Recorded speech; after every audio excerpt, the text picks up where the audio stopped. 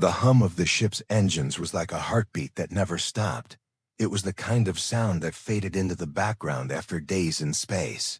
But to Mark, it was a reminder that they were far from any planet, far from any place where life grew on its own. He had been working aboard the small interstellar trade vessel for nearly 2 months, handling repairs, monitoring the systems, and doing whatever odd jobs the captain threw his way. It was not glamorous, but it kept him fed and gave him a chance to travel the trade routes he had once only read about. The crew was small, just a handful of humans, and one alien passenger who had boarded at the last stop. Her name was Lyra. She moved with a quiet grace that made the narrow corridors feel like part of her own world. She was unlike anyone. Mark had seen her skin caught the light in strange ways, shimmering faintly as if there were crystals just beneath the surface. Her eyes were deep and calm, yet seemed to hide something that words could not reach. She spoke little, but always in a polite, soft tone, and she carried herself with the dignity of someone who had been taught never to rush, never to show weakness. At first, Mark barely interacted with her, beyond a few polite nods. In the mess hall, she seemed to prefer solitude, often staying in her small cabin or moving quietly through the ship without attracting attention. But after a while, he began to notice certain things. She would skip certain meals, pushing away dishes offered by the ship's cook, and instead prepare her own strange blends of liquids and powders. Sometimes she would excuse herself mid-conversation, saying she had to perform a private ritual, and disappear for half an hour or more, always returning calm and composed. One day, while Mark was repairing a ventilation panel near the passenger quarters, he heard a faint chime, like glass striking glass, followed by a soft rush of movement. He glanced down the corridor and saw Lyra walking quickly toward her cabin, holding something wrapped in a deep blue cloth. Her steps were faster than usual, her posture just slightly tense. Mark had seen enough cargo runs to know when someone was guarding something valuable. Later that same day, he was walking past the small washroom near the rear of the ship when Lyra stepped out. She looked composed again, but in her hands, she carried a small pouch tied with silver thread. It made a faint clinking sound with every movement. Her fingers curled protectively around it, and for just a moment, as the pouch shifted, he caught a glimpse inside. What he saw stopped him in his tracks. The pouch held what looked like gemstones, bright and clear, as if pulled straight from the heart of a planet. They caught the dim ship light and scattered it in sharp flashes: red, green, blue, and gold. Mark's mind struggled to place them. They were not the polished trade gems he had seen in markets. These looked raw, yet impossibly pure. He must have stared too long, because Lyra's gaze lifted and met his. Her expression was unreadable calm, but with a weight behind it. She did not offer an explanation. She simply said in her quiet voice, "These are not for trade," and walked past him without another word. Mark stood there for a long moment, wondering what in the stars he had just witnessed. The pouch had not come from the cargo hold, and he had not seen her with anything like it before. The only explanation that made sense was the one that also made no sense at all. She had gone into the washroom with nothing in her hands, and emerged carrying a pouch full of raw gems. It was absurd, and yet there it was for the rest of the day. Mark's thoughts kept circling back to that moment. He tried to focus on his tasks, checking power conduits, adjusting sensor arrays, but every time the ship's hum faded into the background, he found himself picturing that faint shimmer under her skin, those strange powders she mixed, those private rituals, and the jewels clinking softly in the pouch. He wondered if this was some form of advanced technology, maybe something that created matter from energy. But if that were true, why would she treat it with such quiet secrecy instead of using it openly? That night in the mess hall, Lyra sat at the far end of the table, sipping something pale blue from a slender cup. The rest of the crew chattered about the next port, the possibility of picking up bonus cargo, but Mark could not stop glancing in her direction every time her eyes met his. She held his gaze for just a second longer than most people would, then looked away, as if measuring whether he was someone who could be trusted. The air in the ship felt heavier somehow, as if the moment he had seen in the corridor had shifted. Something between them. It was not just curiosity anymore. It was the awareness that she carried a secret one that could change the way he saw her, and maybe even the way he saw the universe. When he finally left the mess hall, he found himself slowing. Near her cabin door, faint sounds came from inside, not voices exactly, more like a low resonant hum, almost like crystal vibrating under stress. He leaned closer, trying to make sense of it, but the sound faded, replaced by the gentle shuffle of movement. Inside, he stepped back, quickly, not wanting to be caught eavesdropping. As he made his way to his own cabin, Mark realized he was walking a fine line between curiosity and danger. Whatever Lyra was hiding was clearly important to her, and perhaps to more than just her. He had no idea what her people valued or what her journey meant, but he knew enough to sense that getting too close might pull him into something far bigger than himself. Yet even as he told himself to leave it alone, he knew he would not. He had already seen too much, and the image of those impossible jewels burned bright in his mind, like a mystery that demanded to be solved. The next morning, the ship was quiet in that strange way it sometimes got when everyone was working. In different corners, Mark was in the engine bay, checking a stubborn coolant valve when he saw Lyra passed through the maintenance corridor. She carried nothing in her hands, but the way she moved told him her mind was somewhere else. Her steps were slower, more deliberate, as if she was thinking through each one. Her eyes seemed distant, as if looking at something far beyond the metal walls around them. Mark worked with the steady rhythm of habit, but his thoughts kept drifting back to the pouch of jewels, the soft clink, the shimmer, the fact that she had walked out of the washroom with them, as if it were the most normal thing in the world. He had seen many strange things in his years in space, but nothing quite like this.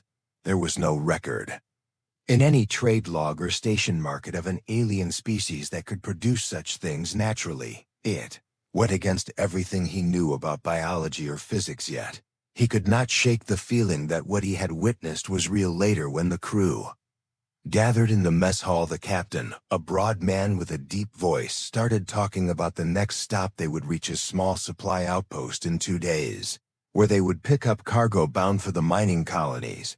Mark noticed the captain's eyes drift toward Lyra more than once, not in suspicion exactly, but with the kind of look a trader gets when wondering what someone might be hiding. Lyra remained calm, drinking from her slender cup and offering short, polite replies when spoken to. She did not avoid eye contact, but she gave nothing away. After the meal, Mark found himself walking the long corridor toward the observation deck, where the stars spilled endlessly across the black. He was not surprised when Lyra appeared there.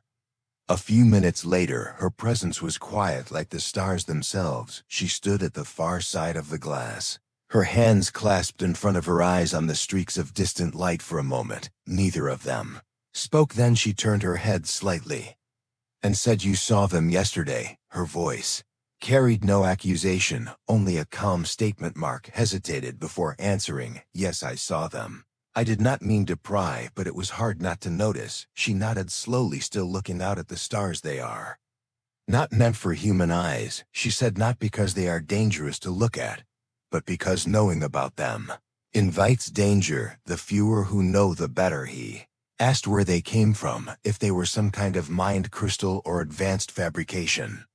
But she shook her head. "They are part of me," she said in a tone that was both gentle and firm. "They are formed when my body endures certain stresses. It is a natural process for my people, though not one we share freely. Each one is more than a stone. It holds part of our life energy." Mark felt a chill at that thought. "You mean if someone took them from you, it would harm you?" Her gaze met his, and he saw a flicker of something like sadness or maybe memory. "Yes," she said. "If they are taken unwillingly, it can weaken us, even kill us.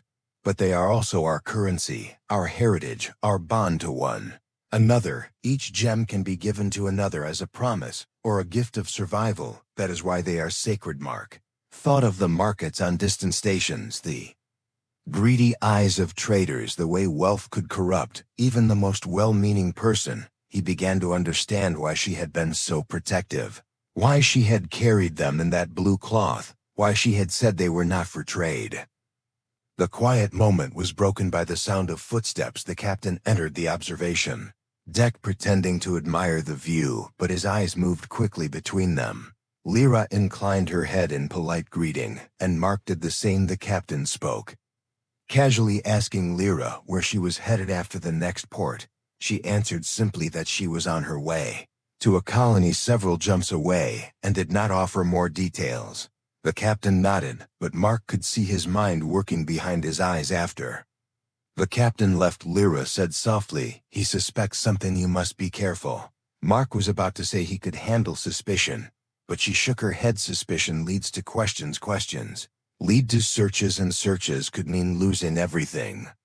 Next day, the tension began to grow in small, invisible ways. The captain's voice over the intercom was sharper than usual, and Mark noticed him lingering near the passenger quarters more than once.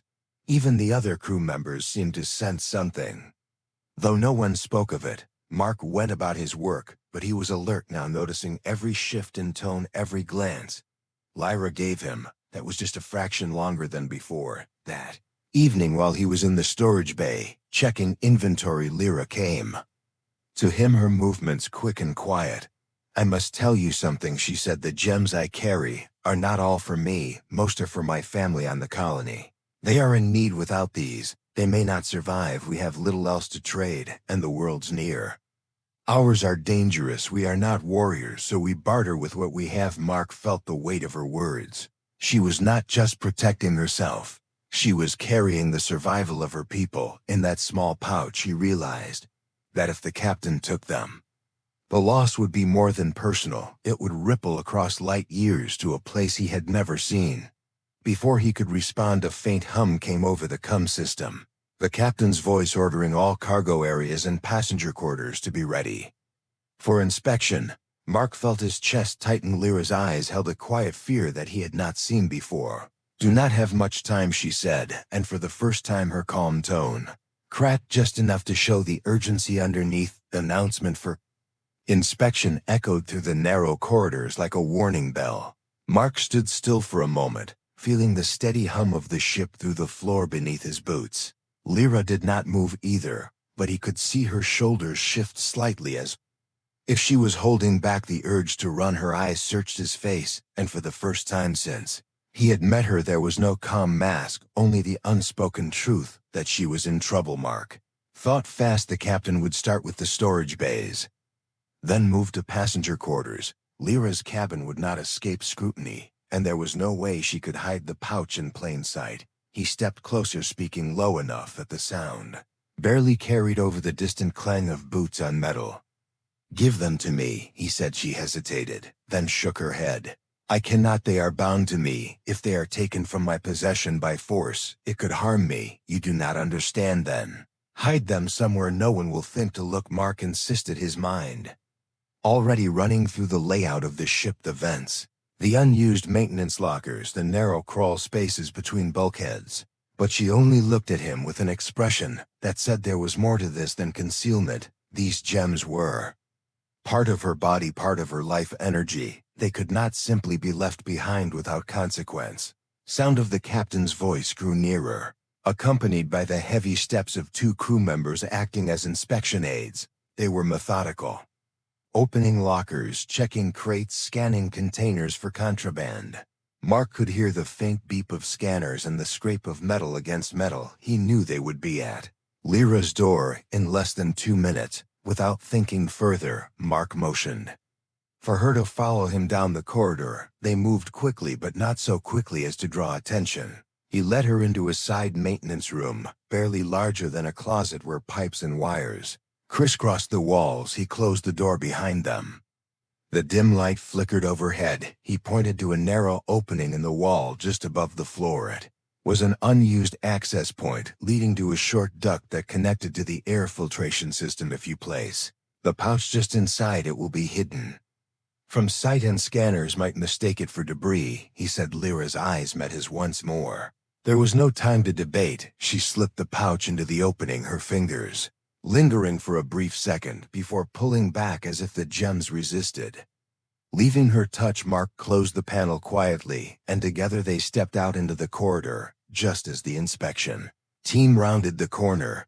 The captain's eyes moved over them with the weight of someone who already suspected guilt. He asked Lyra to open her cabin. She complied with calm precision, stepping aside as the crew began searching her belongings. They moved with professional detachment, but Mark could see the flicker of greed in their eyes when they found items of delicate design, though none were the gems they sought. The captain asked questions about her journey, about what she carried, about who she planned to meet. She answered each with the same steady tone, offering no more than necessary. After several long minutes, the captain stepped out, his expression unreadable, but Mark noticed the faint crease between his brows, the kind that formed when a man was certain a secret still lay hidden somewhere. He gave a short nod and moved on toward the next cabin. The tension in Mark's chest eased slightly, though he knew they were far from safe. When the inspection ended, the crew dispersed,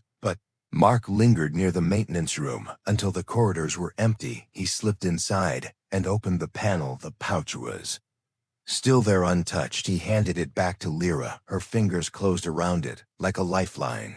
She whispered a quiet thank you, but there was no relief in her eyes, only the knowledge that they had bought time, not safety. That night Mark could not sleep. He kept thinking about her words, about the gems holding life, energy, about a family waiting on a distant colony, relying on what she carried. He imagined the colony itself, perhaps small and fragile, surrounded by unfriendly worlds, trying to survive through trade alone.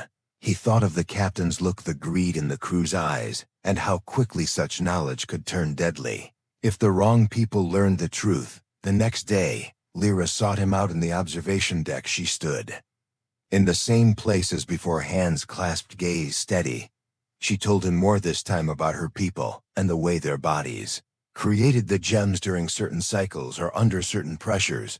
The process was painful, but also sacred. Each gem could be used to heal, to sustain, or to trade for food and resources when her colony suffered droughts or shortages. It was the only way they could survive. She had been chosen to carry this small collection across sectors because she was strong enough to endure the strain and trusted enough not to be tempted by the wealth they represented. Mark listened in silence, understanding now that her journey was not just personal, but an act of service, a duty that went beyond her own life. She told him that others had tried to intercept her before pirates had raided ships. Searching for her kind, bounty hunters had been paid to capture those who carried such gems. Each time one was taken, it meant loss not just for the individual but for entire families, sometimes entire settlements. Her voice softened when she said, I do not expect you to risk yourself for me, but you should know that if the captain discovers what I carry, I will not leave this ship alive. Mark felt a quiet determination settle in his chest. He had never considered himself a hero. He was just a ship engineer doing his job, earning his keep. But something about the thought of her being robbed of her purpose, of her life, struck him deeply. Before he could respond, a sudden jolt ran through the ship. Alarms began to pulse faintly over the intercom. The captain's voice called for all crew to secure positions. A navigational malfunction had been detected. Mark felt his stomach twist. The malfunction was real enough, but it also meant the captain might use the confusion as an excuse to seize what he wanted. Lyra's eyes narrowed slightly, as if she sensed the same thing. Mark knew then that the choice was no longer whether to get involved, but how far he was willing to go. The alarm faded into a steady hum as the ship shifted into a lower speed. The artificial gravity wavered for a brief moment before stabilizing. Mark braced himself against the wall, feeling the vibration of the engines deep in the hull. The voice of the captain echoed over the ordering crew to their stations and passengers to remain in their cabins. Mark knew this was the kind of order that could be used to isolate someone, and he had no doubt about who the captain wanted isolated. He moved quickly toward the passenger quarters, ignoring the curious looks of two crew members who were hurrying in the opposite direction. When he reached Lyra's door, it was already open. The captain stood just inside, his broad frame blocking most of the light from the corridor. Two crew members flanked him, their scanner devices Sweeping across the small cabin, Lyra stood near her bed, her posture straight, her hands at her sides, her eyes fixed on the captain, without fear, but with the unshakable calm of someone who had been through worse.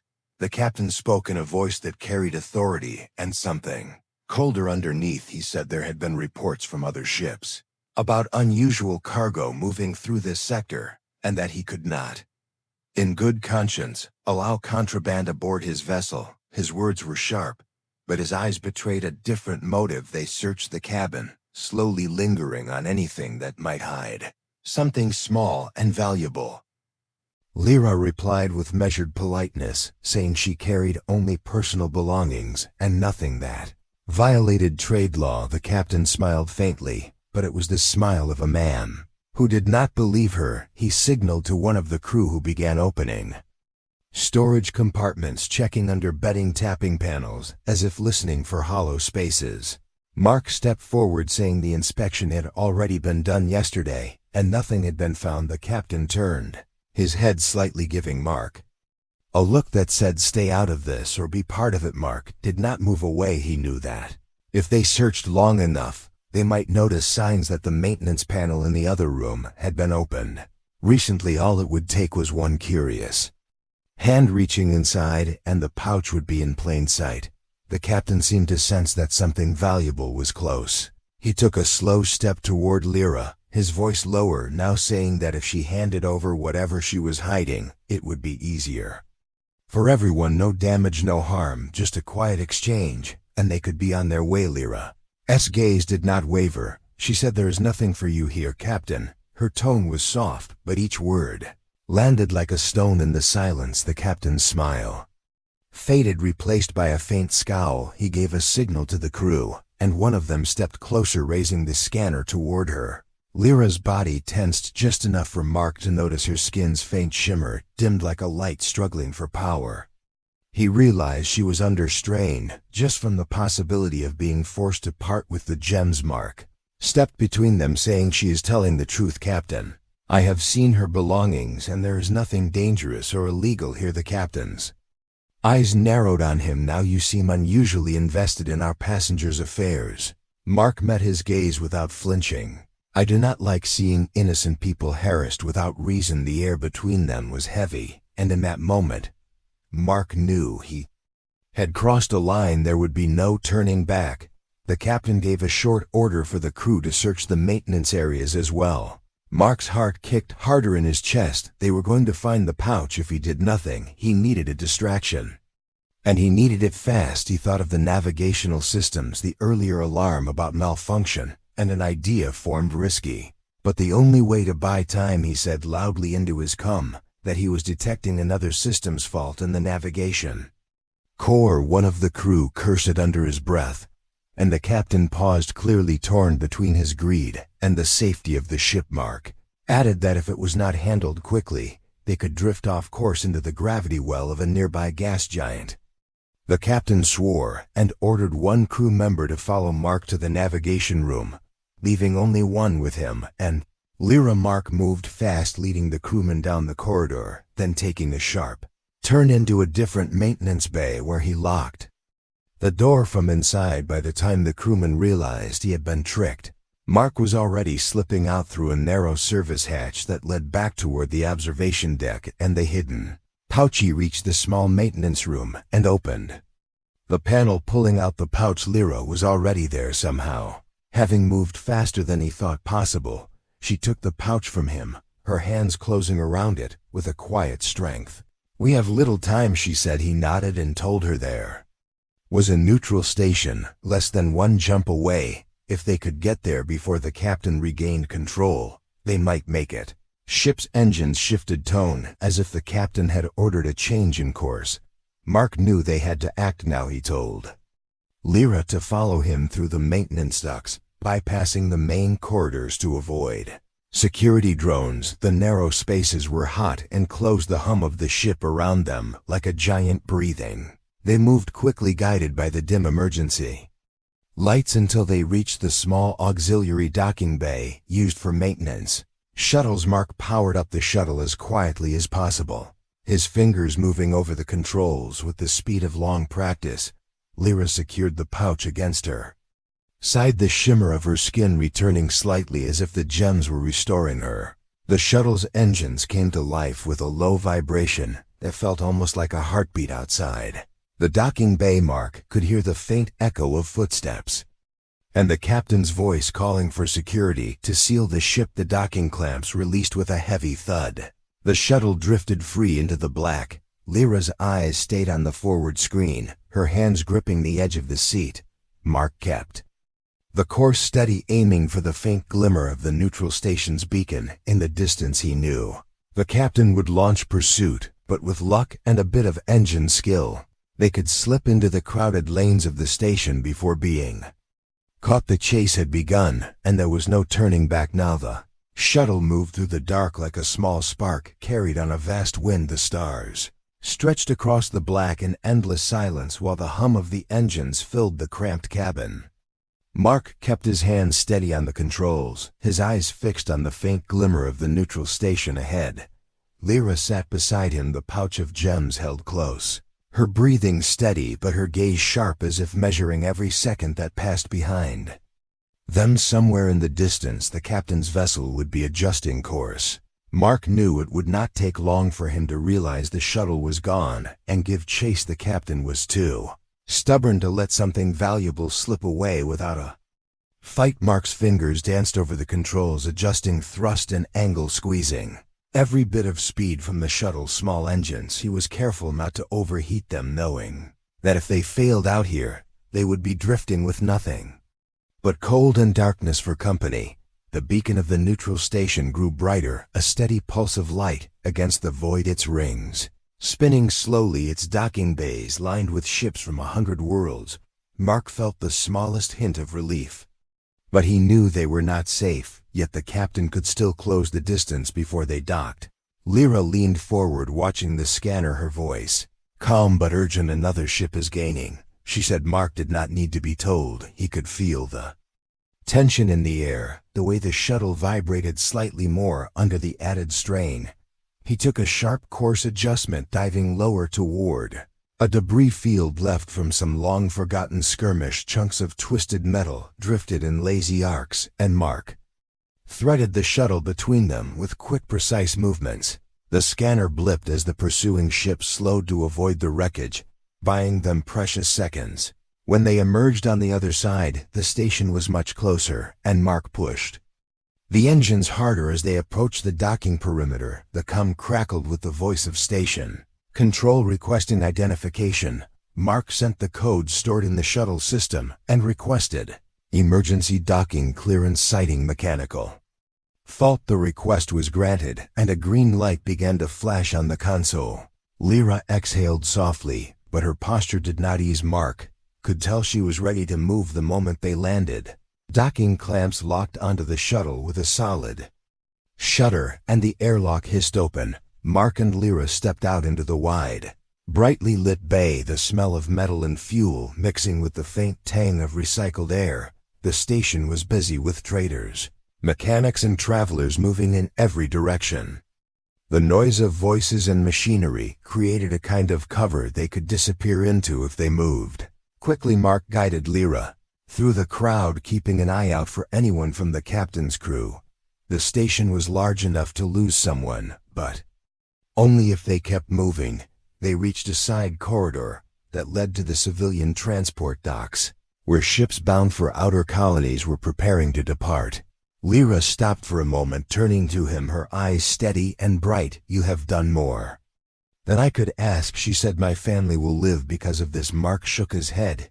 "You carried the weight. I only helped you get where you needed to go." She smiled faintly, a small gesture, but it seemed to carry more than words. She reached into the pouch and pulled out a single gem, smaller than the others, but still glowing faintly in the station light. It was a soft blue with threads of silver running through it. She placed it in his hand, closing his fingers around it. "This will keep you safe when you have nothing else," she said. "It will not fade, and it will remind you of the choice you made today." Mark felt the warmth of the gem in his palm. It seemed to hum faintly like a quiet heartbeat. He wanted to say more, to tell her to be careful, to wish her safe travels, but she had already turned to join the boarding line for a transport bound toward her colony. She did not look back, but he knew she was aware of his eyes, following her until she disappeared through the hatch he stayed in. The shadow of a support column for a few minutes, scanning the docking bay until he was sure the captain's ship had not arrived yet. Then he slipped back into the station crowd, heading toward the sector where ship repairs and crew contracts were. Posted he would need a new ship and a new job. The captain would not take kindly to being outmaneuvered. But Mark had made his choice, and he would not undo it later. As he sat in a quiet corner of the station with a cup of strong bitter tea, he turned the gem in his fingers, watching how it caught the light and sent it back in shifting colors. It was beautiful not only for what it was, but for what it represented. He thought about the distant colony waiting for Lyra, the way those gems would mean food, water, and safety for people he had never met. He thought about how a single decision could change the course of more than one life. Somewhere out there, Lyra would be stepping onto the soil of her home world, carrying the weight she had borne across the stars, and somewhere behind them, the captain would be nursing his frustration. Maybe even plotting revenge, but for now Mark felt a quiet satisfaction he had not felt in years. He had done something that mattered. When he finally rose to leave, the gem was still warm in his palm, and he slipped it into a pocket close to his chest. The noise of the station wrapped around him, the smell of metal and fuel mingled with the faint spice of food stalls. The sound of distant engines promised new journeys, and for the first time in a long time he looked toward them, not as a man simply passing through, but as someone with a purpose. The stars outside the station's viewports burned bright and endless, and somewhere among them paths waited to be walked, choices waited to be made, and Mark knew he would follow them, not for wealth or fame, but for the quiet truth that sometimes helping one person could mean saving an entire world. The end.